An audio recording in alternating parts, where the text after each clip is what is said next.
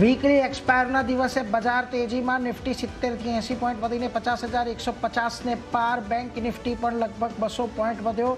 તો mid cap small cap શેરોમાં આજે તેજી. ઓઇલ અને ગેસ તેમજ કેપિટલ માર્કેટના શેરોમાં સૌથી વધુ ખરીદી. બંને ઇન્ડેક્સ લગભગ 1% વધ્યા અને કેપિટલ માર્કેટના શેરોમાં 3%ના ઉછાળા સાથે CDSL ફ્યુચર્સમાં ટોપ ગેનર, જ્યારે મેટલ અને NBFCમાં પણ તેજી જોવા મળી.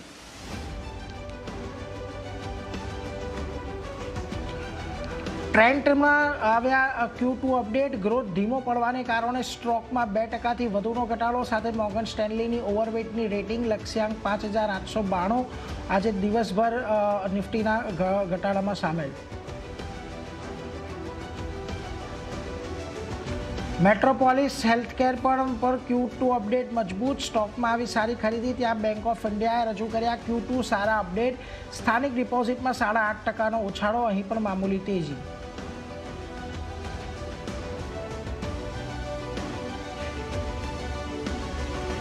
ક્રિટિકલ મિનરલ માઇનિંગ ક્ષેત્રમાં કોલ ઇન્ડિયાનું મોટું પગલું. કંપનીએ છત્તીસગઢ સરકારી કંપની CMDC સાથે કર્યા કરાર. શેરમાં સમાચારને પગલે આવી 1%થી વધુની ખરીદી.